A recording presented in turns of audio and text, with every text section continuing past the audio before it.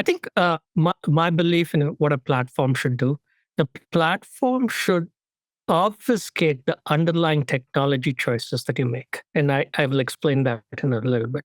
Uh, when you take a cloud native architecture or you take anything in AI, right, you have some components. For example, in cloud native, you would have an observability, you would have a data access, you would have bulk movement of data, you would messaging, you'd have all these things that are technology components that make your application come to life. A platform, in my view, actually is something that removes the shackles from applications to having to worry about these things. So build a layer of indirection that allows you to swap out the technology components and piece parts underneath the hood without the application ever having to change. What that does is it allows the application developers to concentrate on adding real business value and velocity rather than having to do the non-functional but yet necessary code over and over again. Whether it's ORM, object relationship mapping, whether it is messaging,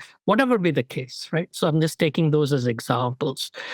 The same is true for AI, right? So the data pipeline, the tooling, the data quality, those will all be the things that we'll be thinking about and saying the same things about, like maybe 2 years down the road or 3 years down the road as it starts to mature. I know we're in the initial stages of adoption and various folks have been adopting that.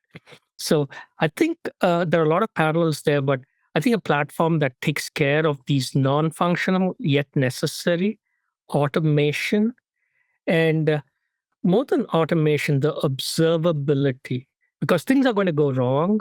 How quickly do you get to the bottom of what is going wrong and being able to take corrective action? Are you instrumented well enough to be able to react quickly? And that's, I think, the key. So all of these are aspects of the platform, which I think will go a long way. And this is the highly opinionated view, but like it has stood me in good stead for the large transformations so far.